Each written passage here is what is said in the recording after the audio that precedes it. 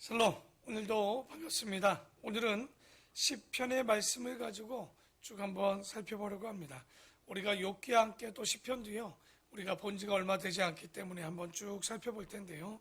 150편은 우리가 함께 읽고 오늘 한번 시작드리려고 합니다. 시편 150편입니다.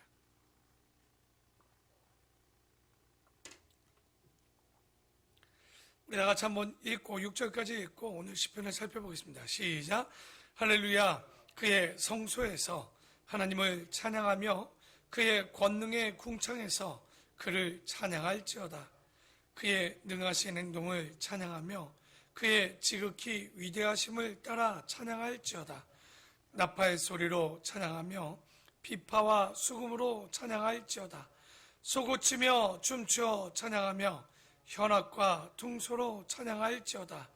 큰 소리 나는 재금으로 찬양하며 높은 소리 나는 재금으로 찬양할지어다. 호흡이 있는 자마다 여호와를 찬양할지어다.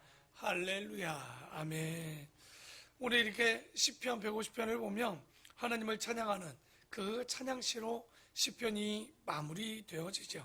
그래서 우리가 시편이 뭐냐 라고 얘기하면 대부분 시다 이렇게 생각하기가 쉽겠지만 시편은요, 정확히 알고 보면 제2성전이었던 솔로몬 성전 이후 다시 건축되었던 수룹바벨, 그러니까 뭐 건축보다는 또 보수되어졌던 수룹바벨 성전 시대에 뭐냐? 찬송가였습니다. 그러니까 찬송가라는 것은 우리가 딱 생각해 볼 때 가사만 있는 게 아니라 모두 같이 있다는 겁니까? 곡이 함께 있었다라는 거죠. 그래서 시편이 정확히 살펴보면 시라기보다는 대부분 히브리인들의 찬송가였다라고 보시면 됩니다. 제2성전 스룹바벨 성전 시대에 이스라엘 사람들이 이 시편을 가지고 찬양을 하고 주님을 높였는데, 그런데 우리 시편 150편 중에 보면요, 뭐 곡조가 붙어 있는 것도 있고 곡조가 없는 것도 있습니다. 그러니까 거기에는 우리가 딱 봐도 우리가 1편부터 150편까지 보면 뭐가 없습니까? 악보가 없죠. 그러나 곡의 이름이 붙어 있는 경우들이 있습니다. 다는 아닙니다. 그래서 뭐라고 됩니까? 소사님에 맞추어 부른 노래, 뭐 깃딧에 맞추어 부른 노래, 이런 식으로. 그게 뭡니까? 그러니까 곡은 써져 있지 않지만 뭐 우리 같은 경우 같은 곡의 이름이 써져 있는 노래가 있어요. 우리 아이들이 식사 기도할 때 부르는 노래가 뭡니까? 날마다 우리에게, 이런 거 있죠. 찬송가 중에 보면 그 곡에 쓰여진 곡이 있어요. 그 똑같은 곡을 가지고 우리가 어떻게 보면 노래 붙어 있듯이 여기도 보면 소사님의 혹은 깃딧에 어떤 곡이 붙어 있다라는 거죠. 그러니까 그런 곡에 붙어 있는 노래가 있고요. 근데 우리는 뭐 깃딧이 무슨 곡인 줄 압니까? 잘 모르죠. 뭐 우리가 보면 잘 모르지만 그 곡의 이름이 이렇게 불려져서 정확히 얘기하면 스룹바벨 시대의 찬송가로 우리가 쓰여졌다. 히브리인들이 찬송했다라고 보시면 되겠습니다. 다만 우리가 뭐 알고 뭐 있는 곡도 없을 뿐더러 곡 이름만 몇 개 붙어 있었던 거죠. 그러니까 우리도 보면 예전에 우리 할머니들, 할아버지들이 그러니까 나이 드셨을 때, 뭐 지금 할머니, 할아버지라고 하지만 그때 보면 60대, 50대 후반 이렇게 어르신들이 보는 성경책에 보면 뭐가 안 그려져 있었죠? 곡이 없고 가사만 붙여 있는, 그러니까 무곡이라고 보여주지만 우리 할머니들은 또 어떻게 다 아는지 그냥 다 부르시더라고요.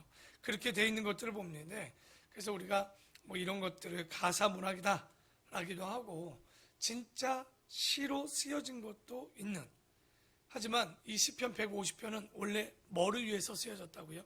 히브리인들의 찬송가였다라고 불려지는 노래였다라고 보시면 될 것 같습니다.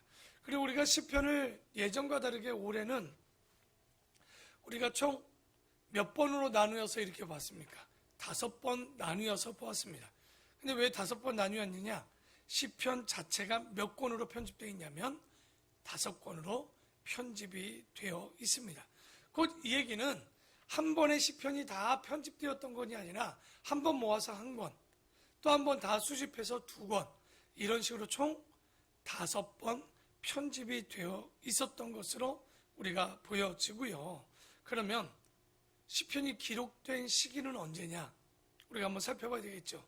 언제냐면 모세로부터 바벨론 포로에서부터의 귀환까지의 시간이라고 보면 됩니다. 그렇게 보면 몇 년 정도 되냐? 1000년입니다. 1000년. 그러니까 이 스룹바벨 시대 찬송가로 쓰여졌고 1000년 전 누구로부터 불려졌던 노래냐? 모세로부터 시작해서 다윗도 나오고, 그리고 레위인들, 히브리인들의 노래가 이런 노래들로 선별되어져 있었던 거죠. 그 안에 보면 레위인들 중에 어떤 사람들 얘기합니까? 고라의 자손, 아삽 자손. 그러니까 오랜 시간 1000년 동안 쓰여졌는데, 그런데 잘 보면요, 150편 그러면 길어요, 짧아요? 길게 느껴지죠. 근데 1000년에 150개다 그러면 여러분 어떻습니까? 많지 않은 내용, 아주 적은 내용이 편집되어서 기록되어졌다. 그러니까 시간에 비해서는 그렇게 내용이 많은 것은 아닙니다. 그런데 시편이 어려운 게 뭐냐면, 이런 시편을 강해를 하거나 설교할 때 굉장히 어렵습니다. 그러니까 설교 중에 제일 까다롭고 어려운 본문을 정해봐라 그러면 시편입니다. 그러니까 제대로 해도 제대로 했나 싶고요. 그러니까 왜냐하면 우리가 그 배경이나 문화나 그때의 정확한 환경을 알 수 없기 때문에 진짜 그 시를 이해한다는 건, 거의 100% 이해한다는 건 어렵다고 보시면 됩니다. 그러니까 그것을 기록한 사람이나 그때의 마음을 알지, 그 뒤에 해석한 사람들이 여러모로 해석을 하고 있지만 솔직히 어떤 설교가가 설교해도 정확하지는 않다라고 봅니다. 제가 예전에 그 TV 프로를 하나 봤는데 시인들이 나왔어요. 근데 그 시인들에게 그 시인들의 시들이 몇 편이 우리 학생들의 교과서에 실렸더라고요. 그래서 그 실렸기 때문에 문제집이 있을 것 아닙니까? 그 문제집을 가지고, 국어 문제집을 가지고 시인들에게 갖다 줬어요. 근데 문제를 풀었는데 맞았을까요? 틀렸을까요? 틀리더라고요. 그러니까 작가가 쓴 의도와 다르게 해석한 것을 가지고 문제를 만들어 놓다 보니까 실제 작가의 의도가 100% 반영되지 못했던 거죠. 그러니까 아니 자기 시인데도 자기가 틀릴 수 있습니까? 그게 뭐 몇백 년, 몇천 년이 지난 게 아니잖아요. 그게 몇십 년 정도, 길어야 몇십 년인데도 불구하고 그 시인이 자기 시에 그 문제를 풀지 못한다라는 거, 딱 봐도 우리가 시를 완전히 이해할 수 없다, 이렇게 보시면 되겠죠. 그래서 우리가 시편 150편을 보지만 자꾸 해석하려고 하지 말아야 됩니다. 오히려 있는 걸 낭독하고 그냥 낭송하는 거, 그리고 감동받고 은혜를 누리면 되지 않는가. 다만 배경이 되는 것들은 우리가 분명히 배경을 이야기해 주면 되지만, 이 시를 자꾸만 풀어내면 뭐가 됩니까? 산문이 되는 거죠. 수필이 되거나 산문이 돼버리는 거예요. 시는 그렇게 하려고 쓰여진 게 아니에요. 엑기스처럼 시의 기법이 뭡니까? 말을 알고 보면 줄이고 줄이고 줄여서 한 문장 안에서 그것을 해석하려고 하잖아요. 옛날에 우리나라에도 보면 한문 시지만 시조도 보면요, 길던가요? 그잖아요. 4줄짜리 시조들이 보면 굉장히 짧은 그 시 안에 얼마나 많은 것을 함축해서 넣어놓습니까? 그래서 시라는 것은 우리의 생각을, 사상의 알갱이를, 아주 필요한 것들을 연결해서 아주 아름다운 목걸이를 만드시듯이 찬란한 시를 만듭니다. 그래서 시라는 것이 너무 길지 않아야 되는데, 다만 시편 119편 같은 경우는 굉장히 176절로 뒤어진 아주 긴 시지만 그것 말고는 대부분 길지 않습니다. 그래서 시편은 그 내용을 알면 해석하기보다는 그냥 그 마음을 알고 이해하고 묵상하는 게 맞지 않는가 싶습니다. 그리고 시편의 종류를 한번 보면요, 굉장히 많습니다. 미스모르라고 하는 순수시도 있고요. 그리고 쉬르라는 노래시, 가사문, 그러니까 다시 말해서 가사로만 되어져 있는 노래문이 있고요. 그리고 여러분이 어디서 많이 들어본 건 하나 있습니다. 이건 두 개째는 몰랐겠지만 마스길, 처음 듣는 얘기인데요 하면 안 됩니다. 다윗의 마스길이다. 아마 이런 얘기 들어봤을 겁니다. 제목에 쓰여져 있죠. 그게 뭐냐면 명상시입니다. 명상시. 그러니까 다윗이 어떻게 보면 조용히 생각을 정리하면서 쓰여진 시를 마스길이라고 얘기하죠. 그리고 시 중에 보면 믹담이라고 쓰여진 게 있어요. 그것은 풍자시입니다. 풍자라는 게 뭡니까? 힘없고 그래도 선한 사람이 비교적 의로운 사람이 강하고 악한 사람을 직접 뭐라 할 수 없잖아요. 노골적으로 말하기 어려우니까 슬쩍 빗대어서 그를 다른 말로 뭔가 풍자해서 대놓고 욕하지 못하는 사람들이 시를 써서 쓰여진 시를 믹담이다 합니다. 그러니까 그 시대의 악한 자들을 이야기할 때 이런 풍자시가 쓰여지는 경우들이 있습니다. 그리고 시편의 대부분 이걸로 이루어졌어요. 우리는 테필라라고 하는데 잘 모르죠. 기도시입니다. 기도시. 그러니까 시편을 보면 대부분 뭐처럼 느껴져요. 우리가 읽다 보면 기도와 강구로 이루어진 것들이 굉장히 많이 있죠. 솔직히 테필라가 시편의 반이라고 보시면 됩니다. 그러니까 그런데 이들이 기도할 때 생각나는 대로 기도하느냐? 그렇지 않습니다. 얼마나 다듬고 시를 썼는지 그 기도를 읽어봐도 얼마나 대단한지 모릅니다. 여러분, 우리가 기도시 하면 또 시편을 보면서 생각나는 사람이 누굽니까? 다윗이었지요. 다윗은 그냥 시를 쓰지 않았습니다. 항상 보면 자기의 기도를 함축하고 또 정리하고 그 다윗의 기도 하나만 봐도요, 야, 대단하다. 그래서 여러분, 제가 그런 얘기했죠. 기도가 잘 안 된다 그러면 누구의 기도시를 좀 보면 돼요. 이런 다윗의 기도나 이런 것들을 보면 정말 기가 막힌 거죠. 그래서 그 기도가 얼마나 대단한지 그것이 편집되어지고 모아져서 이렇게 시로 남았던 거. 그리고 기도시 아니면 오늘 시편 150편에 보면 이게 뭐 두 가지로 부르는데 할렐루야 시라고도 부르지만 이런 시를 뭐라고 하냐면 테힐라라고 그래서 찬양시라고 얘기합니다. 그러니까 찬양시가 상당히 많이 있죠. 할렐루야로 시작하거나 할렐루야로 마무리 되는 이런 시들이 굉장히 많이 있고요. 그 외에도 장례시다, 뭐 예언시다, 혹은 신앙 고백의 시도 있고요. 교훈하는 시도 있고요. 지혜시도 있고요. 심지어 다윗의 시 중에 어떤 시가 있습니까? 자기가 죽을 만큼 힘드니까 그 사울이나 자기의 적들 때문에 너무 힘드니까 그들은 뭐 하는 시가 하나 나옵니까? 자기를 괴롭히는 사람들을 저주하는 저주시도 나옵니다. 그러니까 우리가 뭐 150편의 짧은 내용이지만 그 안에 보면 이렇게 여러 가지로 믹담도 있고 풍자시도 있고 테일라도 있고 기도시도 있고 뭐 여러 가지로 있는데 뭐 우리가 이렇게 오차로 편집해서 있고요. 그럼 한번 볼까요? 시편의 저자는 누굴까요? 그러니까 위에 나온 사람들이 꽤 있었죠. 그러니까 다윗의 시로 보는 게 70에서 73편입니다. 그러니까 다윗이라고 써진 시도 있지만 제목에 보면 다윗의 시라고 써있지 않지만 다윗의 시로 보이는 것이 총해보면 73편. 그러면 150편 중에 반이 누구의 시인 거예요? 다윗의 시였죠. 아삽의 시라고 하는 게 12편, 고라 자손의 시라는 게 한 10편 정도 됩니다. 그리고 우리가 잘 아는 다윗의 아들이었던 솔로몬의 시가 몇 편 있을까요? 그럼 제가 질문할까요?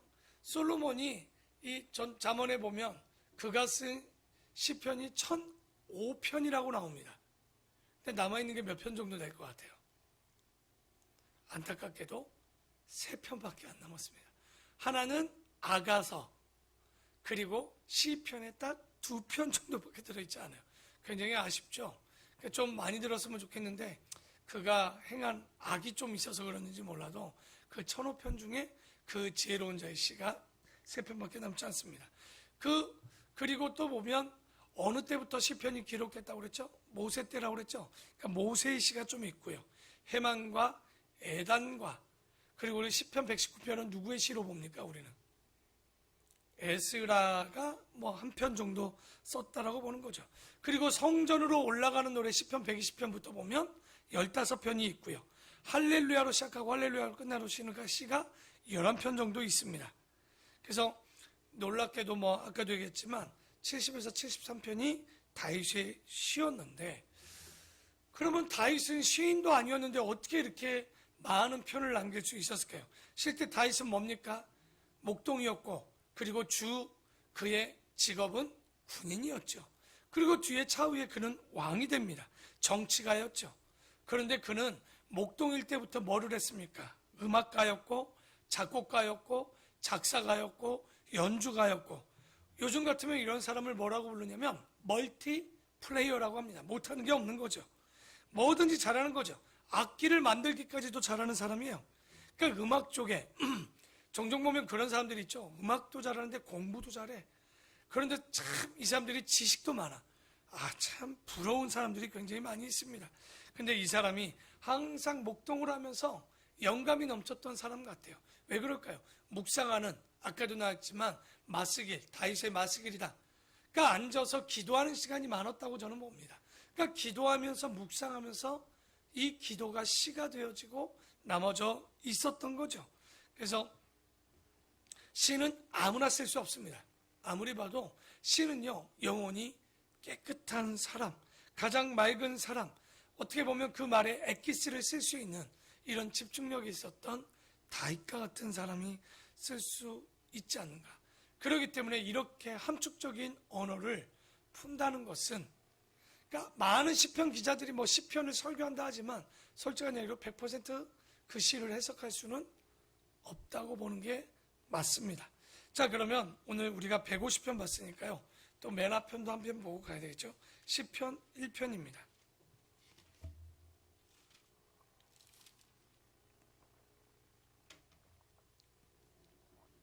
시편 1편도 우리 다 같이 한번 읽어보고 처음과 마지막으로 한번 마무리해보죠. 시작. 복 있는 사람은 악인들의 꾀를 따르지 아니하며 죄인들의 길에 서지 아니하며 오만한 자들의 자리에 앉지 아니하고 오직 여호와의 율법을 즐거워하여 그의 율법을 죄하러 묵상하는 도다. 그는 시냇가에 심은 나무가 철을 따라 열매를 맺으며 그 잎사귀가 마르지 아니한 같으니 그가 하는 모든 일이 다 형통하리로다. 악인들은 그렇지 아니하며 오직 바람에 나는 겨와 같도다. 그러므로 악인들은 심판을 견디지 못하며 죄인들이 의인들의 모임에 들지 못하리로다. 무릇 의인들의 길은 여호와께서 인정하시나 악인들의 길은 망하리로다 라고 나옵니다. 그러니까 1절부터 6절까지 쭉 얘기해 보면 시편 1편과요 시편 119편에 보면 조금 우리가 일반적으로 보는 복 있는 사람들의 기준이 조금 다릅니다. 복 있는 사람들은 복음서를 즐거워하는 게 아니더라고요. 1절 2절에 보면 뭐를 즐거워한다고 합니까? 여호와의 율법을 즐거워하고 그의 율법을 주야로 묵상하는 자라라고 분명히 이야기를 하고 있죠. 그러니까 우리가 보면 시편 119편도 보면 얼마나 많은 이야기를 합니다. 그리고 우리가 시편 1편이 참 대단하다라고 보여주는 것은 왜 그러냐면 그 안에 보면 우리의 인생의 길에 대한 이야기를 딱 얘기하죠. 우리의 인생은 우리가 어저께 욥기도 봤죠. 우리에게 보면 우리의 길은 두 가지밖에 없어요. 그러니까 보면 악인의 길, 의인의 길밖에 없다는 거예요. 하나님의 일과 사람의 일밖에 없는 거예요. 그러니까 우리가 보면 성경에 보는 모든 길들은요 여러 가지 길이 있는 게 아니에요. 왜 자꾸만 근데 길들이 많고 복잡하고 선택이 어렵냐? 욕심이 들어오기 때문에 그럽니다. 그러니까 그 길을 그냥 걷기에는 내가 손해를 보는 것 같고 내가 그 길을 따르기에는 뭔가 아쉬움이 있는 거죠. 하지만 우리가 시편 1편도 욥기도 그러지만 우리가 걸어가야 되는 선의 길은 하나님의 길이요. 그 악의 길을 복잡한 길은요 알고 보면 그게 사람의 길이었다는 거예요. 여러분 요한복음 14장 6절에도 맨날 얘기하잖아요. 내가 곧 길이요 진리요라고 얘기했어요. 사도행전 4장 12절에도 보면 그 이름 외에 다른 이름을 너희들에게 준 일이 없다라는 거예요. 구원을 위해서 우리에게 준 이름은요 여러 가지 이름이 있는 게 아니에요. 예수 그리스도 곧 그 길, 그 진리 하나밖에 없다라고. 복잡해하지 마십시오. 우리가 시편을 보면서 깨닫는 것은 단 하나인 거예요. 우리가 바라보고 우리가 가야 될 길, 그리고 우리가 함께 해야 되는 분은 단 한 분, 예수 그리스도 곧 하나님 한 분밖에 없다. 이것을 알아가면 알아갈수록 우리의 삶은 단순해지고 정확해지고 투명해지고 깨끗해진다는 거예요. 여러분, 우리가 삶을 살아갈 때 복잡하십니까? 머리가 아프십니까? 정말 어떻게 해야 될지 모릅니까?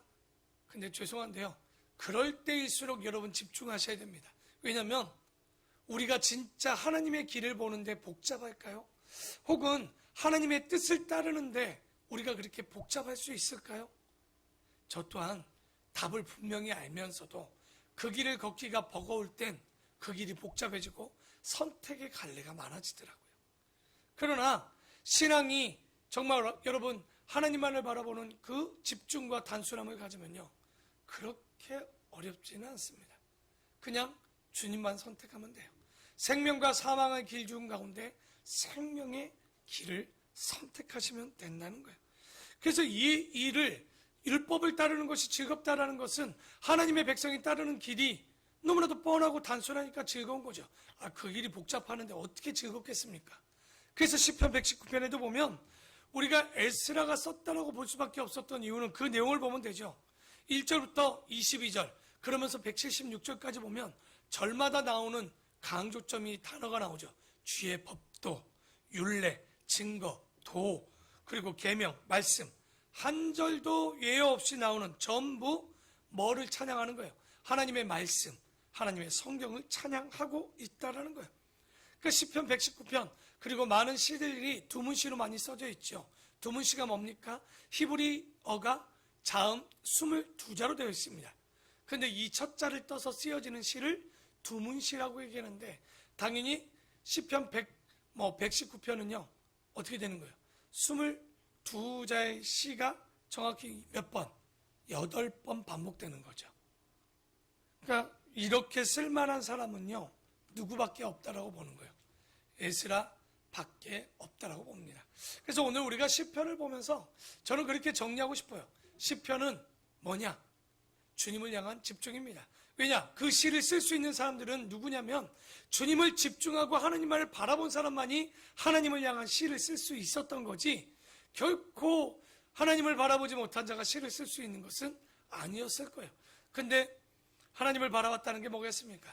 그가 주시는 그 율법을 즐거이 하는 자, 또한 그 율법을 주야로 묵상하는 자가 복 받을 자라고. 그런데 그들의 특징은 다윗이요 굉장히 단순하죠. 왕인데도 실수하니까 그가 딱 하는 행동이 뭐였습니까? 회개하는 거예요. 왕의 자리니까 나단 선지자가 어떻게 보면 그에게 권면했을 때 기분 나쁜 일이에요. 여러분 집에서도 남편들 그런 거 많이 느끼잖아요. 부인들이 맞는 말 해도 싫을 때 있죠. 남편에게 뭐라고 할 때. 어떻게 보면 인간인 우리는요 부인의 말 한마디에도 상처를 받는데, 한 나라의 왕이, 정말 존경을 받아야 되는 그 왕이 선지자지만 그 말 한마디에 바로 회개할 수 있었고, 여러분 바세바 사건 이후에도 어떻게 합니까?